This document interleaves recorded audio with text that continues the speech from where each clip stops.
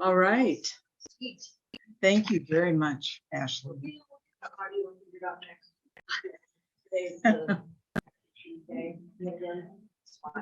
All right. So does everybody know where to go to get all this new information?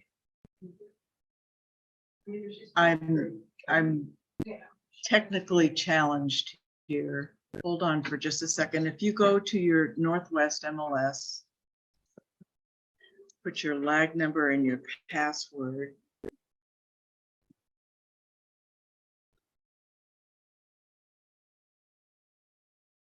Which my husband teases me because he says that's the longest password ever. Okay, and it worked. Okay, and if you just go right up here to rules and policies, and then you see right there, bulletin 223, form revisions, and that's my talking points as we go through these. And they're the way they taught the class, they had all these forms in a totally different, like they did just the form 21 first and anything related to that. And then they did 35 and stuff, but I didn't have time to switch it up like that. But if you click on that, then you go in there, you can get the bulletin and the forms, click on that. And then you can do red line, or if you're colorblind, the blue line, or maybe that's vice versa. I'm not really sure. But here's a whole packet if you just push, if you just go to that. But if we go back, then what we're going to do is we're just going to take them numerically as they come.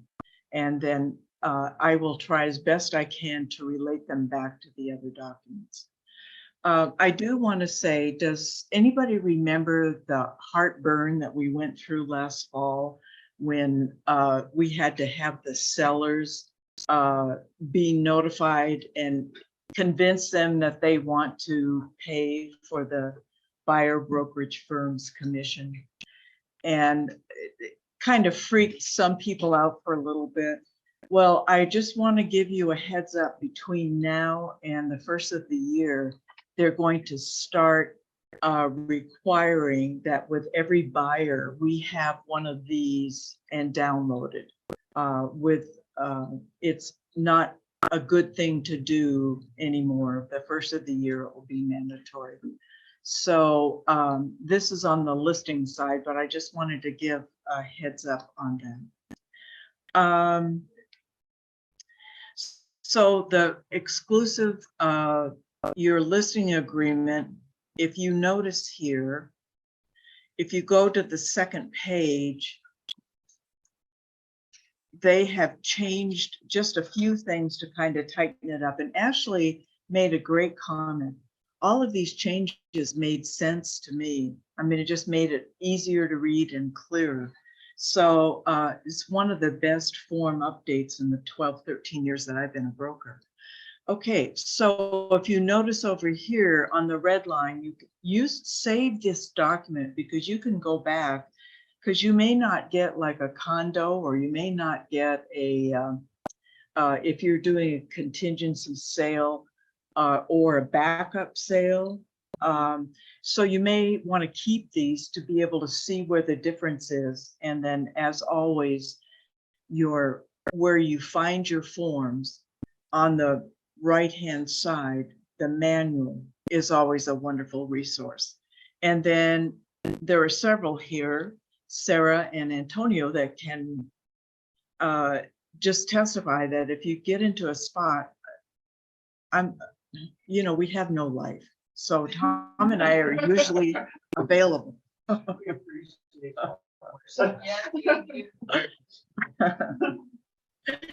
It's so great. Oh, thank you. It's so great because I've been talking to Antonio now for what, almost over a year. It's the first time I got to meet him. I wouldn't.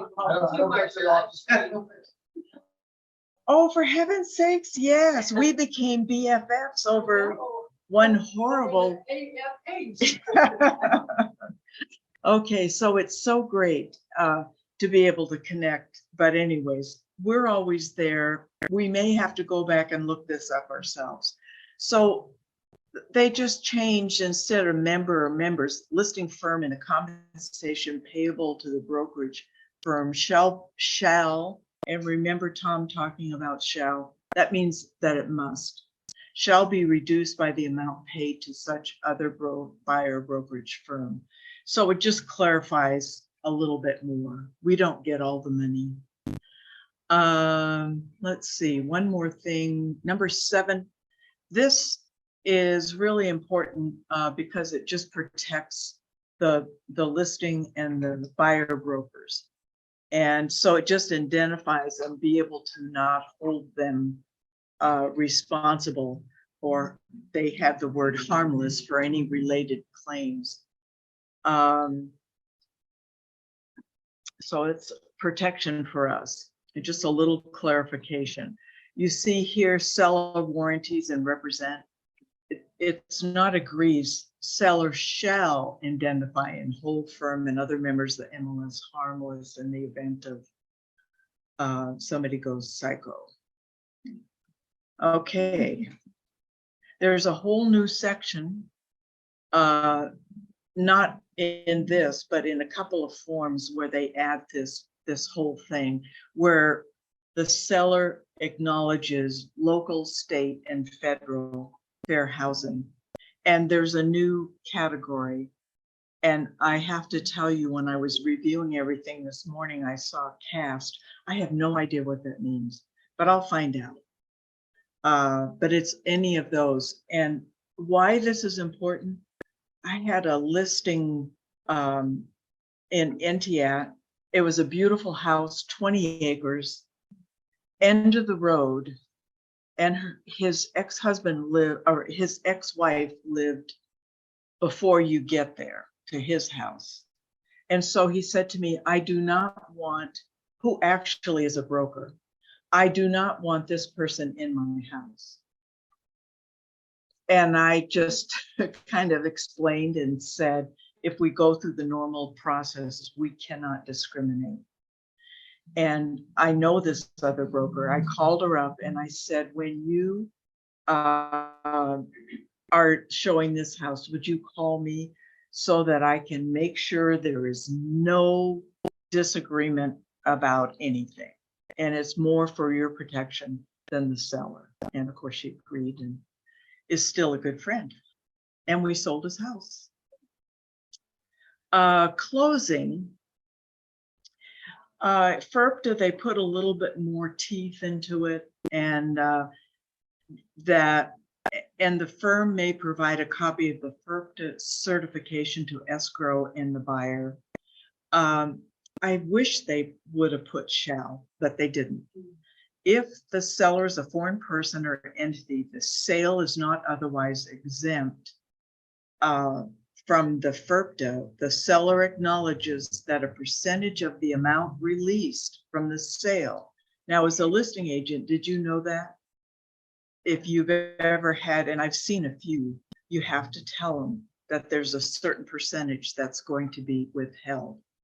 And seller shall pay any fees, including any fees incurred by the buyer related to such withholding and payment. So if, yes. Oh, sorry, Marsha, didn't want to interrupt your sentence, but will that, so that reduction in fees, or how do they put it? Percentage of the amount realized from the sale will be withheld.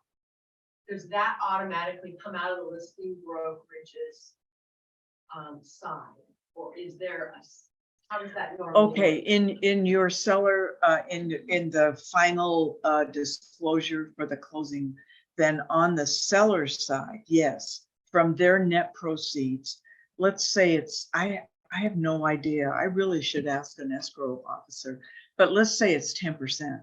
Then you would see on the seller side, you would see 10% of that. And it wouldn't reduce the commission of the No. listing agent? No, it doesn't have anything to do with that. It's going to reduce the seller's proceeds. That's exactly right. So when you are selling a non-alien, and I can't believe that there are still people that don't have like a EIN number. And how do they buy a house? I don't know. That's a necessary question. Yeah, I don't lay awake thinking about that one. Any questions on this? This is the listing agreement. Form 1C, I have never seen this before.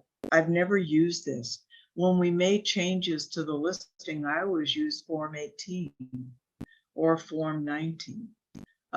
So this was interesting. This kind of just reiterates what we see and that. And then here it says, the amount of compensation payable to the buyer broker firm shall be reduced by the amount paid to such other buyer brokerage firm or firms. It would be a firm. Okay, so anyways, this was a brand new, I have just never seen it. I've never seen it used, and it was kind of interesting. Once again, the fair housing, local, state, federal, and okay. So instead of going through every single PSA, I'm going to just go through Form 21. Okay. So but they're except for some differences, they're very similar. And between now and next week, if you guys have questions on these new forms and you email me, then I'll find them out and come back. Okay, so this is the new PSA and it is effective today. So if you write an offer today, you need the new form. And it's really kind of cool. You know, some of the, especially your bigger places have multiple appliances. And so the first thing they did, they added an S to everything. And so let's say they have an indoor-outdoor living room, and out there they have a big side-by-side. They have one in the kitchen, but they have one outside as well. So if they are going to take that one, then you do it on your excluded items on your 22D. Okay. You notice that they've added television. They've taken that and changed it to cameras, speakers. They've finally included microwaves. What new house doesn't have a microwave? Yeah, I'm gonna rip that out of the wall. And then another line, and this will, when you see the new forms, this is all cleaned up and kind of condensed, attached TVs. And then you do have another there if there's something else that's that you want to make sure is included. It wasn't but 2 weeks ago, we had a purchase and sale agreement where they mark the washer dryer, and the listing broker correctly on their counteroffer removed that. And then there was 2 other items that they talked about. There were 3 items altogether, and they removed that. Well, when the buyer broker came back with a counteroffer, they took that sentence out. And neither, and the buyer and the listing broker did not see it right away. So there was some negotiation. They worked it out, but the brokers paid for like half of the washer dryer. Ka-ching. Yeah. So be really careful about that.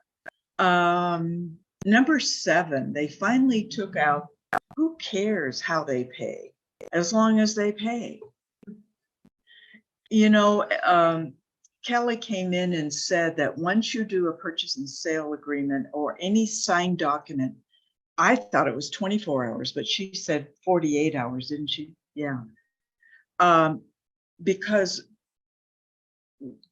when Command sends you a friendly little note that says your document has been returned or rejected, returned is better. Please note that one of the reasons that we're doing that is so that we are compliant when an audit is done, if it happens to be yours. Has anybody ever had an audit? Okay, we've had 2 in the frontline office. And the people that they sent were super nice and really grateful. And we came and and that's when we had all paper. And I don't mean we didn't have electronic, but we had the file with the paper. So it was not fun, even though everything turned out okay. And I don't know what the results or consequences are if DOL finds that we didn't do something right. But I know that Northwest MLS has their to-do list, and I've got it here someplace, of things to remember. And before I close, I'll go over that again. And that way it's not from me, it's from them. So anyways, they just got rid of that. So the earnest money, you put your amount in, and then delivery date. And auditors are going to start checking that. So when we do a command audit, or just a command review on your documents, we have to get out of the receipt and go back to the Form 21, say whichever one it is, see when mutual was, and then count the days. Please don't be upset if I did one the other day and it was one day late, but that Monday was, it was some weird holiday that I didn't even know was a holiday. Yes, that was it. And so they sent me a very lovely, kind note. I'm kidding. Okay. So now we're going to, and just remember, our firm does not have a earnest money account. So it is always the closing agent. And if you go into your templates, that's one of the things that you can check. And it's the same every single time, because when we take, now the only exception is if they are in town and they're leaving and escrow title company is not open, they can write a check to them, but you need to deliver that within 24 hours. So you need to be there, real early. They've also added Form 31, the promissory note, if that's how they're doing. Any questions on that part? Now we get into the fun stuff. How many of you remember how many days did a buyer have to make sure all of the information in the listing and that the sellers have distributed is accurate?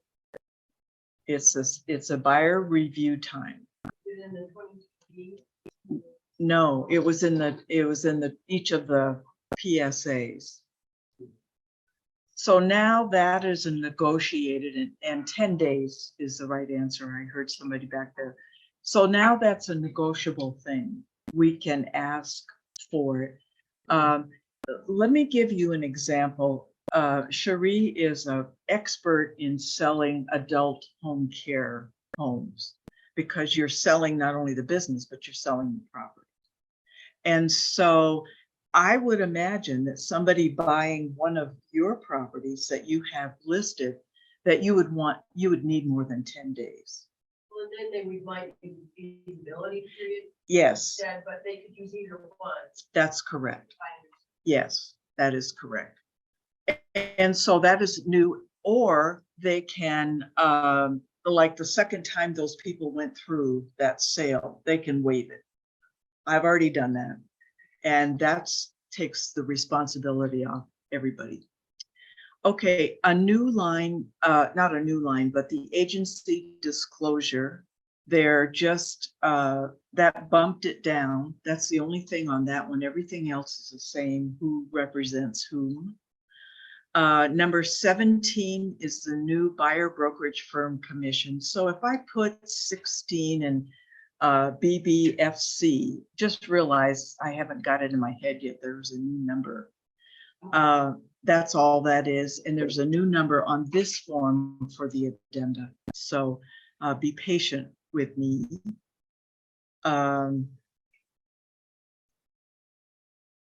Okay. So that's on all the signatures, the second page. No, because I think once they clean it up, I cannot tell you with certain, because I haven't looked at all the new ones, and this is one I haven't looked, but it will clean it up.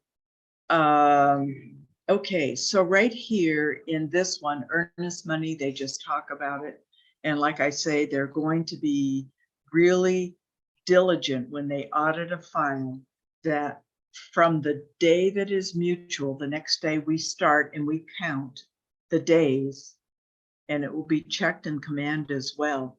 And how do you remedy that if the earnest money is going to be late? Form 34. Yeah. And in here you see this, whenever you see RCW, these are things that are dictated by the state. So they're going to look at that and make sure that happens. The last thing is when escrow does stuff, the minimum fee used to be $500, and they just bumped that up to $750. The parties acknowledge, according to this RCW, requires the court to award the closing agent its reasonable attorney fees and costs associated with an interpleader action. What is that? Interpleader action is when two people are fighting over who gets the earnest money. So by their rules and regulations in the state, they just can't arbitrarily just say, you sweet talk them and say blah, blah, blah. And they just say, I'm sorry. They have to have a signed form that says from both seller and buyer where that money goes to. Otherwise, escrow holds it. I don't know if it's 2 weeks or 3 weeks, but it's in kind of that time frame. Then if they have to go to court and file an interpleader where somebody just reviews everything and then says who gets what, that fee, it has been raised, and I can't believe it, because I can't imagine going to anything with an attorney and have it be anything less than that. I mean, yeah. The included items now include access, like passwords. So if you have a home system that is like a alarm system, if you have what are some of the other anything that has to your garage code. Yeah, your garage codes. Yeah. Very good, thank you. Anything that the front door code, anything that requires a password. And of course you want to encourage your buyers to immediately go in and change that. Okay, closing and possession, they changed that a little bit. Oh, here it is right here, garage door remotes and access codes to the buyer on the closing date. So not only your keys, but all of those things are required. So it's like having a little kit. Closing costs are now going to include the internet. For a fairly good sized home, what's the monthly rate on the internet? The minimum is 75. I was talking with some friends and well, ours is about 240. Oh. My husband has every sports thing. Internet cable. Yeah, that's internet and channels. And what? It's internet and channels. So it's like Charter would be your internet, but then also it's your TV. What might Okay. be T4. Yeah, and so what this is just saying that now escrow has the additional responsibility of finding out we have to provide that information from the selling side, and those fees are prorated. Because if you're a little bit behind and you have a super duper thing, you're talking several $100s. So that's good that they've added that. Thank you, Kathy. Citizenship and FERPTA, they've just put some teeth in this. Seller shall pay any fees incurred by the buyer related to such withholding and payment. So once again, it just reiterates they can't take the money. Well, they could take the money and run, but that's going to be covered for them. On page 6 of 6, then they took out his or her and just put designated book, branch manager, managing book. Okay. Any questions on, oh wait, this did go to one more page. I don't know if that's because of the changes. I'll have to look. That's weird that it's a page 7 of 6. That makes no sense. Yeah, I think that's, yeah. Let me see if I still have. No, I don't want to do that. Oh, shoot. Okay. I will stop being, nope. Okay. I'm not technical. Okay. Oh, here's the buyer information period. That now it's specifically, it can be negotiated unless satisfied or waived. And let me see, the time period set forth, blah, blah, blah. Okay, so that's just the back part of it. X is the property condition and disclaimer. The buyer is advised to investigate the property, whether the property is sufficient or suitable for the buyer's intended use, and ensure water supply is sufficient to meet the buyer's needs. And I have forgotten where, and Tom pointed this out to me. Were you aware that it is contractually in this document that the buyer within 5 days of closing has the opportunity to do a walkthrough? You need to get the seller's permission for that and arrange an appointment to go through. But I just wanted to bring that out. And then usually optioned when there's been inspection items that were corrected and the buyer was. And there's just to verify that it was the same way when you went through to view it and inspect it and stuff. 5 days before. That's, 5 days. yes, that's what it says in the contract. And when we talk about it up here, I just wanted to reiterate that and just make sure. Yes. Okay. This one we talked about on the first page. Here, it is really important. Let me see, maybe it's in this one.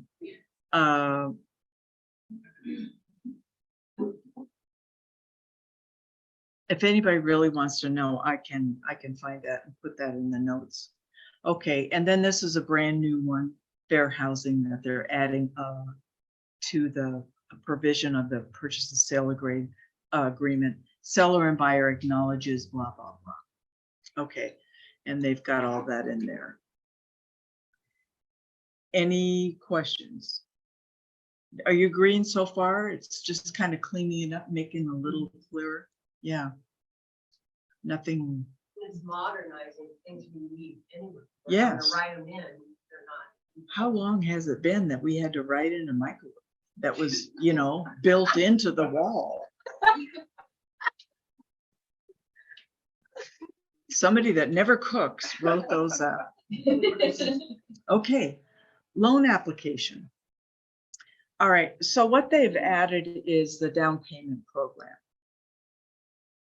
And you can either disclose that here, or you can disclose that in the new updated 22EF, evidence of funds. But they wanted to be able to have a place so that sellers know where that down payment money is coming from. That is disclosure. So would you, typically the down payment program is FHA, so you just check FHA and down payment program? Or would you? You can do that, yes, or you can do on the 22 EF Oh, and put it in there. That might be a little cleaner. is it only used with FHA? I don't think so. Oh, no, I just, yeah. In addition to the loans, the buyer shall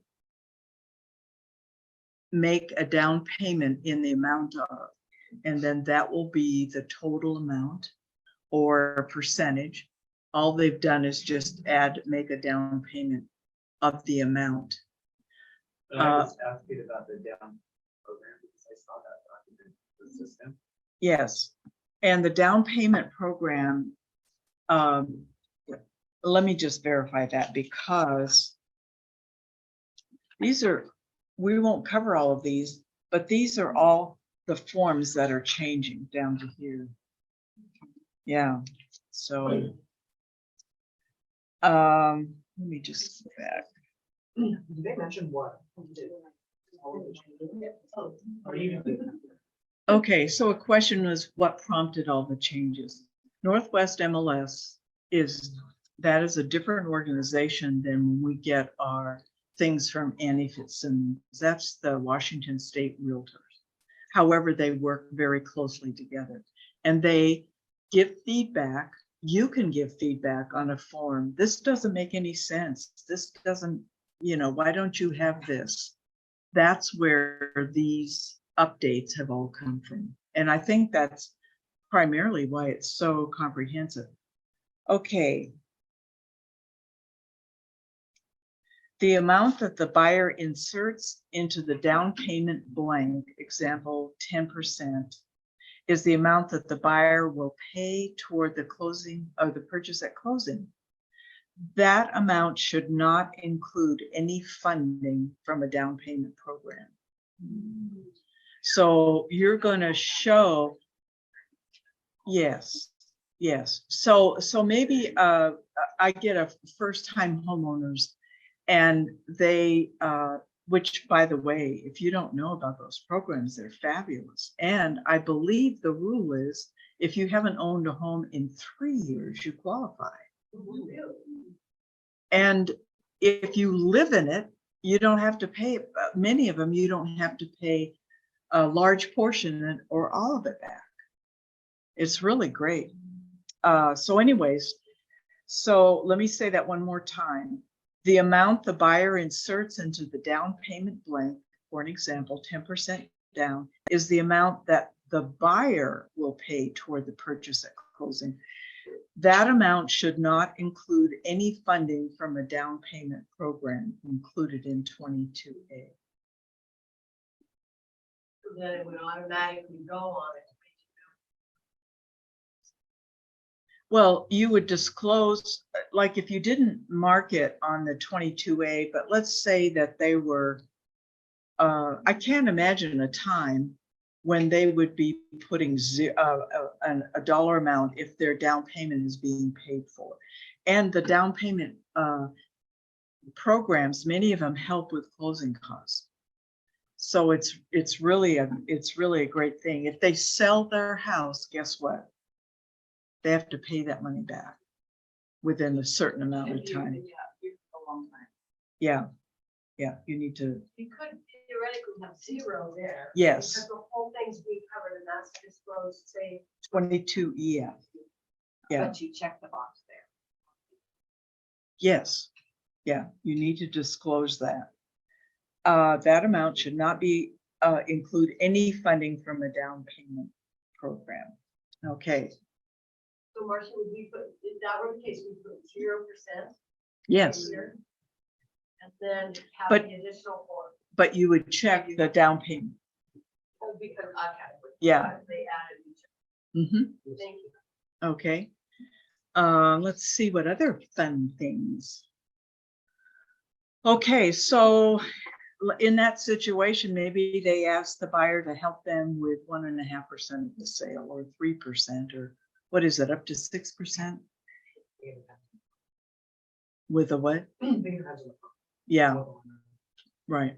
So they've added this, buyer's waiver of financing contingency shall not change the party's obligations under paragraph 3. So that just means that if they've agreed to pay anything and they waive the financing, that doesn't mean your seller is off the hook. Okay.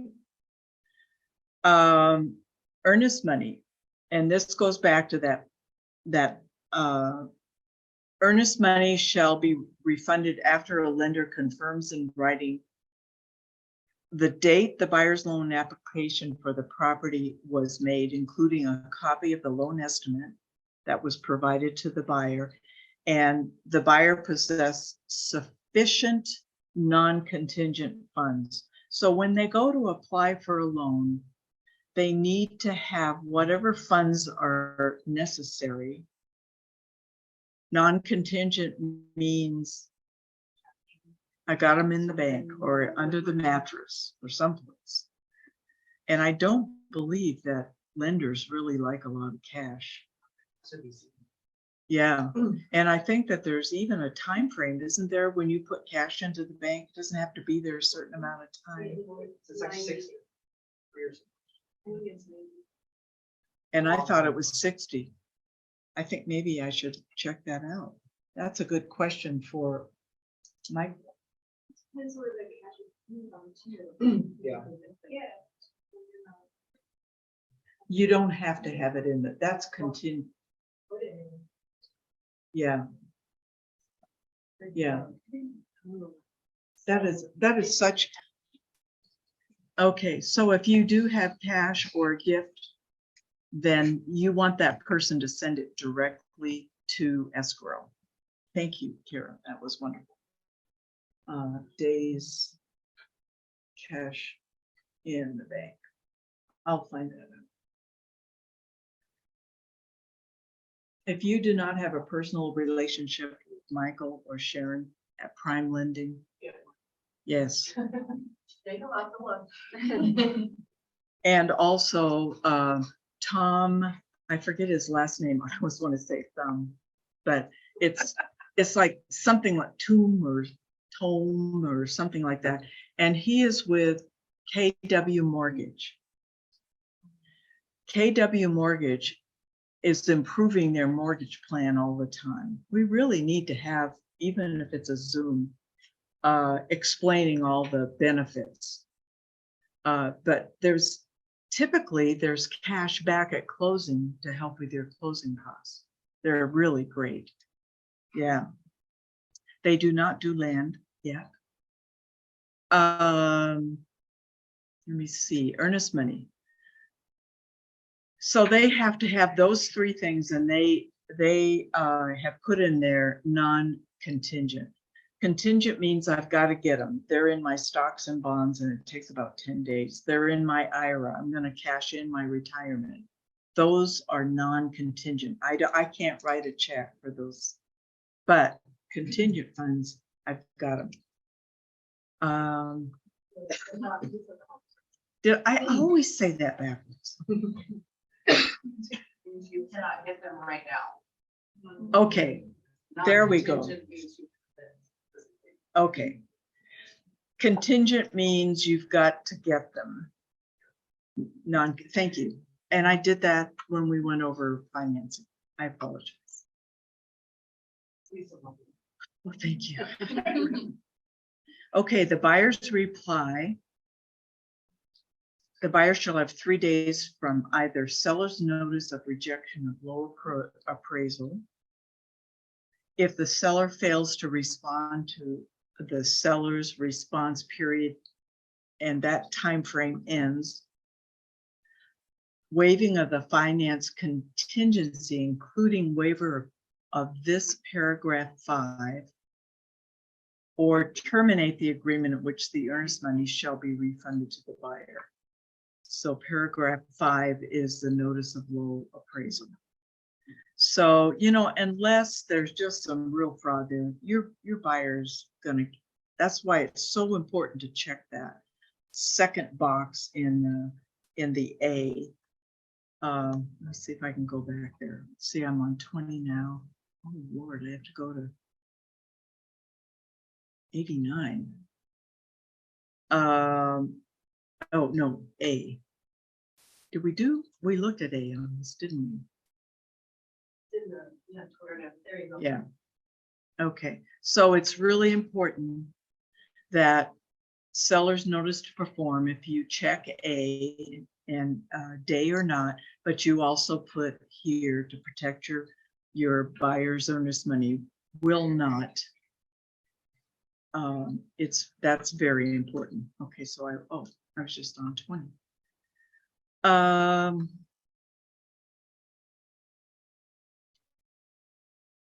hope this isn't too, okay, so this is a big one. This is one of the big changes. And was anybody in here that just had one maybe within the last 2 weeks, a work order that they had to work around? Well, thankfully now there's new forms and this is changed from inspection to appraisal, inspection, and work orders.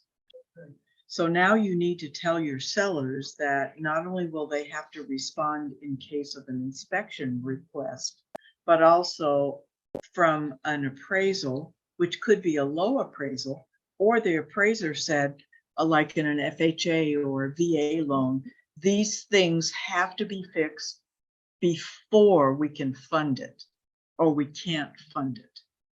So work orders from an appraisal are linked to the lender. Almost always. I don't think I've ever seen one that wasn't. Anyways, so now this just says seller shall permit appraisals and inspections required by the lender, including but not limited to blah, blah, blah. Seller is not obligated to pay for appraisals or inspections unless otherwise agreed. So that just kind of clarifies that. The buyer, in my experience, has always paid for the appraiser from the lender. And if they're paying cash and they want to put in that low appraisal form, 22AA, then of course, then they're going to pay for it as well. The parties acknowledge that the lender's appraisal may condition the appraised value in the property on completion and approval of work orders prior to closing. Okay, so now you have your inspector go out and then you have your appraiser go out. What's going to happen if there are work orders and you're getting that 10 days from closing? And the problem for extensions. Exactly. Yeah, exactly. Buyer shall, within 3 days of receiving an appraisal work order, and why it's 3 days, I don't know. I'd want to have my buyers, as a representative in right away. Give notice to seller, which notice shall include a copy of the appraisal work order. It wouldn't sound like that. Okay, so if it's an FHA home and the seals on the windows are cracked and they're saying they want those windows replaced or corrected, or I don't know how you do it. Just maybe there needs to be a different type of insulation. Maybe they need an R instead of what's up there. Let me think. Anybody? With mine, it was completely stupid. I have a 1922 home, and on one corner of my house, there was peeling paint under the rafters or in the eaves. That had to be repaired, and there was one corner piece of wood that was missing on the bottom of the house, which is like 3 feet off the ground. That piece of wood had to be replaced, and I had to peek underneath all of it. So they, In order for yeah. financing. I don't think that they ever, I don't know that they look in the crawl space, but if you're They do. the vapor, if that isn't, yeah, and there has to be a certain amount of crawling space, which it could never be big enough for me underneath that especially the older homes. No. All right. Okay, so buyer shall, within 3 days, give notice, and there's a new notice form. And it is brand new and is Form 22 AWO. A for financing, WO for work order. Can be used for this notice. So the importance for all of you new, if you're doing something with inspection, you need to have it be related to the inspection addendum. So your 35 forms, not put it on a 34, because that can waive the inspection period. You think you've got approval on it, and if they don't sign it, it just is not neat. It's not a clean way to go. So here it is, Form 22 AW. That's what you use.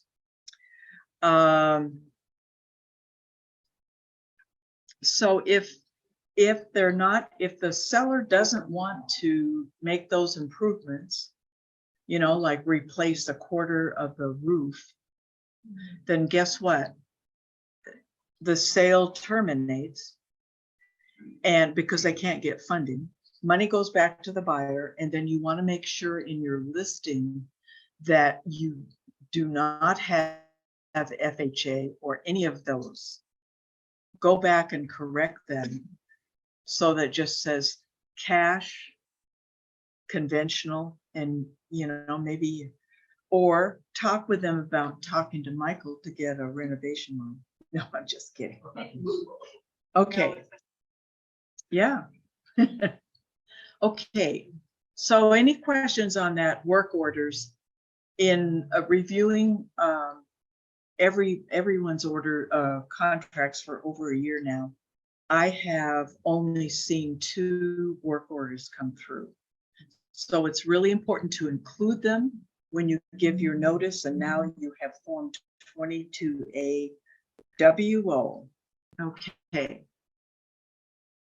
And will that automatically extend the time on the 35? Yes, and when in the agreement, it says that if there are work orders that need to be performed to be able to fund the loan, the seller agrees that, and the buyer agrees that they will be able to extend it accordingly. So 3 days, if you get a work order, do it the same day. Call, hey Cherie, and let them know immediately so they can let the seller know. All they did was renumber this. Okay. AA. So if you use this form and you're paying cash, or you've got the money in your lender, you're gonna. It's not contingent on you getting a loan. You already know you're pre-approved and your buyer's been through underwriting. You always want to protect them with this form. So the changes are property access. Seller shall permit access for appraisal of the property if the buyer disclosed that buyer is obtaining a loan. Seller, see right there, if you're obtaining a loan, seller shall permit inspections required by the lender, including and not limited.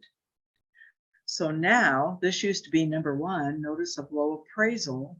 The appraised value is conditioned on the completion and approval of work orders prior to closing. You're not going to get anything after closing when it's on those kinds of loans. Buyer may, within 3 days after receipt of an appraisal, give notice of low appraisal or any appraisal work orders, which include a copy of the appraisal.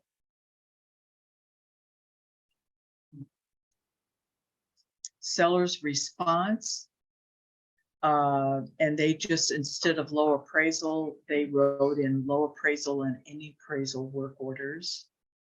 And they corrected that again on that letter D. Number 3 is now changed to number 4. The buyer shall have 3 days from the seller's notice of reappraisal or reconsideration of the value. Remember, they can go out and get an appraisal, and that is going to take time if they do that. Or reconsideration of the value is just negotiating the price. If seller fails to respond the day the seller's response period ends, this is a really critical one. Whichever is earlier, waive to waive the appraisal contingency altogether or terminate the agreement, in which event the earnest money shall go back to the buyer. Here on this one, closing date. The closing date shall be extended as necessary to accommodate the foregoing times for notices. You know what I really would have liked for them to put in there, and any work order, but they didn't. Who am I? Okay, 5 becomes 6. They're just changing the names. They have now added this whole thing about work orders. The buyer notifies the seller of appraisal work, and seller does not provide timely notice, rejecting the appraisal work order as required by 3D. Seller shall complete work orders by closing. If seller fails to do so, the buyer can close due to incomplete appraisal work orders on buyer's notice of the agreement shall terminate, and the earnest money shall be refunded. That is not really clear to me. If the seller fails to do so and buyer cannot close due to the incomplete, then the agreement shall terminate and the money goes to the buyer. Thank you. Sorry for that. Notice of low appraisal. They just reference back to that 5 appraisal less than closing, less than sale price. And if you check that one, the buyer waives the financing contingency in Form 22A, including paragraph A, and it just clarifies that's good for the seller. There's not going to be any other games. Brian's reason is Dan. Brian. Hey, Marsha. Yeah. I'm just quick question about giving those documents over to the sellers if there's a work order. Is there a reason why there isn't anywhere that we are asking the seller to consent to getting those documents just the same way we do with the 35C? I believe it is because, and I'll have to verify this, Brian, but to me, logically, it would seem that because it was important for the lender, it's just verification of what the buyer broker is saying and asking for. It just feels like forcing disclosure on imperfections in the house just the same. I just wonder if we should be thinking about that. Obviously, they're smarter than us, but Sometimes. Okay. yeah, it's something we should think about. It seems to be the exact same thing to me. Okay, so. Alrighty, I'm gonna ask a question about that to Annie, and then we'll find out why that is. Yeah, thank you. That'd be good. Yeah, I'm so glad that somebody saw that. Let me see there. Oh, I'm sorry. Brian's question was why, if we have to get the seller's permission to give them an inspection report, do we automatically give them appraisal? Appraisal is. I was shocked when I saw that. Yeah.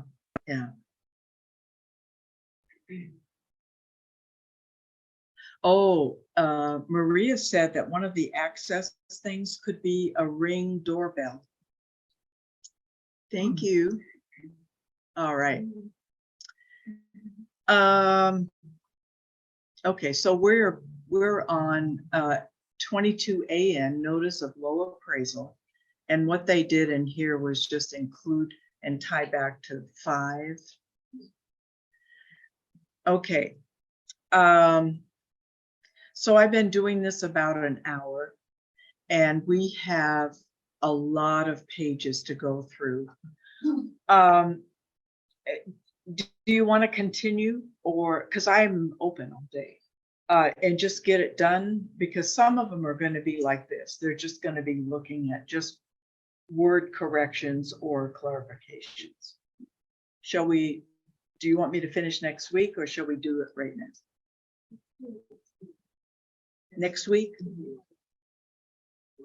There is a lot to take care of. Okay, so we're on page 25. Now, I would really encourage you to take the red line yourself and read through, and then if you have questions prior to noon next week, let me know, and then if I need to. The great thing about Annie is that you submit it usually within a day. You have an answer. Yeah, she's very, very good about that. Okay, all right, those of you in Zoom land, then we are going to continue this next week. Thank you for attending. Thank you, guys. Thank you. You are welcome. Yeah.